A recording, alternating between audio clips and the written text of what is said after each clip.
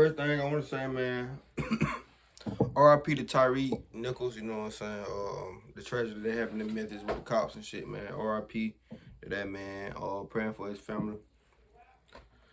But on another topic, we got Mr. Nightmare. 3 scary true delivery horror stores with pizza, man. But volume 2. I remember telling y'all last year I used to do deliveries and shit like that for Domino's and shit. I used to work at Domino's last year. And then I went, and then the year before that, I left and came right out one more. Then I left and came back, type shit. But yeah, you got Mr. Nightmare, man. How y'all Sunday is? Y'all Sunday wonderful? Good? Y'all Sunday great? Awesome? You got Mr. Nightmare, man. I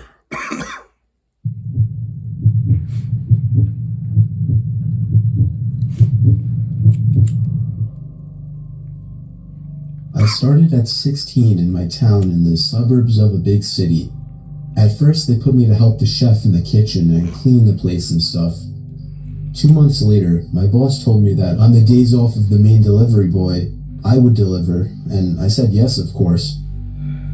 Then all of a sudden, the delivery boy quit when he came from delivering a pizza at this one house. He looked traumatized and shaken, like something with his face and his eyes. He went into my boss's office and they argued for about 15 minutes.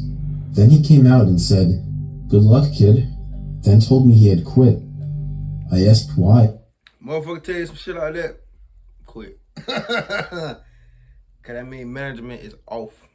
And he said, "Just a shitty job, that's all." He then patted me on the back and left. I knew it was something else than just a shitty job, but I didn't think much of it. That was the last time I saw him. So for the next couple of weeks, I was the delivery boy till they could find someone that could deliver pizzas.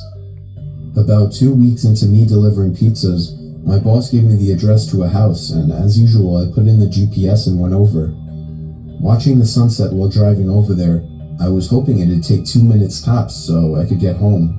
Unfortunately, it was in the rural side of town, where the houses are like a quarter mile from each other. I stopped in front of the 2-floor house and looked at it.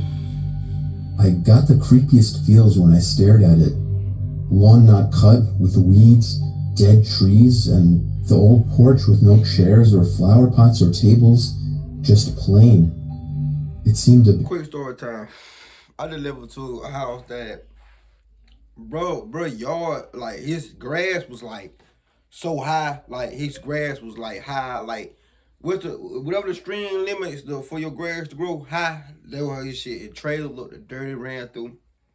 But dude came outside, was a nice, cool dude though. You know what I'm saying? We talked for like 5 minutes, then I had to go type shit. But you know what I'm saying? You never can't just judge, you know what I'm saying? To judge people for real, man. Abandoned, but I got out anyways and knocked on the door. I gotta look out though. I was hoping my boss gave me the wrong address or something so I could get the hell out of there. Then the door lock started to shake and the door opened. It was an old lady, at least 70 years old or something around there, with white hair, teeth missing, and skinny, very short too, but her eyes just glaring at me. It really freaked me out. I figured if I was nice, things would turn out okay after all. "Pepperoni pizza, ma'am?" I said as friendly as I could. "Yes," she said with a hoarse voice as if she had a sore throat. "Alrighty, here you go." I handed the pizza over, but she just looked at it with no emotion and didn't take it, getting her purse. "Did you come with someone else?" I froze, then quickly looked up at her, still glaring at me. That question really frightened me. No," I said. "Where's the other one? He ran off on me last time he came." "Ran off?" I thought. It didn't make sense. "He quit some weeks ago," I said. Then she got her purse and started searching for money, or so I thought. She did for about a minute, the longest minute ever, and with the hands in her purse, she stopped and looked. I see with that, that shit might be different from our shit that we had down here, but Domino, like, on a receipt, it'll say paid or not paid. Not paid means that when you get there, you gotta pay. I mean, they gotta pay. Paid mean they already paid online, so you just gotta take it to them. So I already be on alert. So if it's not paid order or it's in a long distance, you know what I'm saying? I always kept my gun on me, regardless. I keep 1 or 2 guns on me daily. And if you know me, you know that. But you know what I'm saying? Working at Domino, man, I don't know. It was one of the most dangerous jobs I had, though. I can't say that. Anything could have went wrong. Surprise or in confusion, but just like as if she was thinking really hard on something. I could tell she was holding something in her right hand inside the purse, but I couldn't see what. I really started to freak out at this point. What if it was pepper spray or a knife or even a gun? I mean, what could take her so long to get $10 out of her purse? Then, behind her, I saw a shadow. A silhouette of a man coming to the door. And all of a sudden, I heard footsteps crushing the leaves on my left side next to the porch, and a man's deep voice saying, "Hey." I looked over and saw a head of a middle-aged man with a look of anger peeking over the porch. This guy then started to climb the porch, and that was when I realized I had enough. I darted to my car, threw the pizza inside, turned it on, and drove off. I didn't look back as I drove off in the dark. I had to lie and pay for the pizza out of my own pocket, but it was worth it. On the day I quit, I decided to tell my boss what happened that evening, to which he freaked out as well and asked me why I hadn't told him. He said James told him something like he just walked out of there and didn't pay attention to her. My boss then called the... Jake seen what the fuck she had going on and left before them motherfuckers could come out. So he was smart. Your ass stayed and seen and lied too. Hell, if you would have told him that, and you would have still been working there, you would have told him that he would have had the police go there. Like some of these stories, y'all people gotta think, bro. Cops to look into the sketchy situation, and he told me I could leave. About 2 days later, he called back, saying the cops had the house registered as foreclosed for over a year, and they found 3 people living in there when they broke in, which were 2 men and the old lady I encountered. They were arrested, and he didn't tell me anything else. I'm still traumatized, and I don't know what would have happened if I would have waited. They could have easily jumped me, but thank God I quit afterwards, and I'm still alive.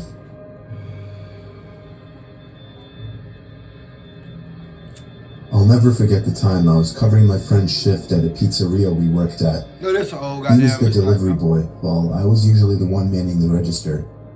On that night, I made 2 real deliveries to normal people. Then, my manager gave me one final delivery for the night. It was 5 miles away, which was a long drive for what I was used to. The GPS told me to turn off the highway into some very quiet that's a limit though. Somehow I ain't gonna lie. My bad. I know I keep pausing, bro. Y'all like when I pause. Y'all see, you know what I'm saying? I'll be watching the comments, bro. But anyway, the highest tip I got, bro, on the delivery night was $58. I'm talking about just one person tipping me. And I already had like 50-some dollars anyway off tips and shit anyway that day. So you add that up from 58, so that's $108. Then plus, I made more that night too. Hey, I ain't gonna lie, the delivery job for like teenagers and shit, like people that's still in school and shit, that shit good though. Like, that shit to put some money in your pocket. Never even heard of this town. For real, for real. The GPS took me down some side roads that were even more dead than the main streets in this town. Half of the street lights weren't even on. I didn't like the looks of this place. I just wanted to deliver the pizza and be gone. So I arrived to the house. It was a single floor little thing. I rang the bell, and almost immediately the door swung open. There was an older man, maybe in his upper 50s, that opened the door. His few hairs left on his head were gray, and he had a very pale face with a gray mustache. He gave me a smile and told me he'd be right back. He walked away into his house out of view, and I just stood there in the cold, waiting for him. I was a little uncomfortable with the area, and the looks of the guy answering didn't help. The sound of stomping on the creaky floors inside the house came to the door as the man appeared back in the doorway with a smile. He said I should come inside where it's warm while I waited. I told him it's okay, but he just started nudging for me to come inside. I cannot justify my actions, but it was like 5 degrees outside. I foolishly stepped inside the sketchy stranger's house. He shut the door behind me and stepped off into another room in a hurry. It wasn't even much warmer in the house. He clearly didn't even have a heating system. I found myself creeping closer and closer to the door as I got more uncomfortable. Then, the man came out of another room and gave me another smile. He opened up a door, apparently leading to the basement. He looked down and told me that he normally leaves his money down there. He asked me to come down. Shit, you better go get that shit your motherfucking self, boy. Hey, right then, I would have poured out my shit. You're not finna try me. I'm down your ass, for real. With him, but I refused. Even from where I was standing, I could see it was totally pitch dark down there. And then, what happened next is where it all fell apart. I heard the sound of a creaking step coming from the basement. Somebody else was down there. I decided it was time to go and turned around to open the door, but the man was already right on top of me. I punched him in the face and managed to get him in a hold, but I heard somebody stomping up the basement steps. Man, I swear to God, that's why y'all gotta be safe at all times. Even if you're doing jobs like this, man, you gotta be safe, man, because these bullets wouldn't have been in his ass. I ain't gonna even hold you. Soon as I would have threw that piece on his ass and had it. Hey, what a God. And I had to get out of there. I pushed the man to the floor, ran outside, got in my car, and drove off without looking back. I swear to God. I told my manager everything. I put that on my life. But I don't know whatever became of that. My manager gave me a couple days off afterwards. Since then, I am much wiser to the fact that you should never enter a stranger's house. The reason I probably won't used to stand that shit when I used to work there because, like I say, I have my guns on me all the time. Like we could be like, if I meet one of y'all, like if I see one of y'all in person for real, y'all will never know I got my gun on me. Guns on me, like, you feel me? So, but I used to go in customer house, certain customer house, one customer house I went to. How big than a motherfucker? They let me came in, put piece on, you know what I'm saying, I live. And they tip pretty well. They tip about $25. $25. But anyway, you know what I'm saying, goddamn. It was another one instance. You know what I'm saying? They were having like some type of kickback, you know what I'm saying? White people, you know what I'm saying? Having some type of kickback, having all type of fun shit, listening to music and shit. I had, you know what I'm saying? I had went in and get the piece. They tipped pretty good too, and they offered me a bill. So, but everybody, bro, you just can't trust everybody. Like it's the country. Like you go to the country.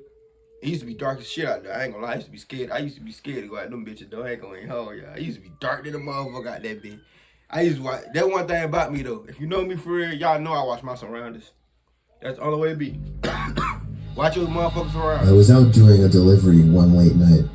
It was probably the longest drive I'd have ever taken for a pizza delivery. From the pizza place I worked at, it was a 20-minute drive, which isn't too crazy out where I live. Plus, they ordered 4 large pies, so I figured it was a party and I would get a much bigger tip. Navigating the dirt roads at night was always annoying, though. I pulled up to the given address. It was some old, sketchy-looking building, literally in the middle of a forest clearing. There were no cars parked anywhere, or any lights on. I put my car in park and called my boss. I asked him to reread the address at least 3 times to make sure I typed it in right, but that checked out. I could tell he was in a really bitchy mood, and he told me to at least knock on the door and check it out. He would normally get mad if we took back 1 pie, but I was afraid of what he would do if I brought back 4. I was insanely unnerved, but got out anyway and forced myself to the front door of the building. There was no doorbell, so I just knocked really hard. I heard nothing and didn't really expect to hear I'm in a anything. video move. I might make another video I was today. extremely Fuck it, we disappointed. stuck it, nigga. Not because nobody answered the door, but because I was realizing that it was all a waste of time and gas. I knocked one more time out of desperation, and then began to hear some kind of rustling noises from inside of the building.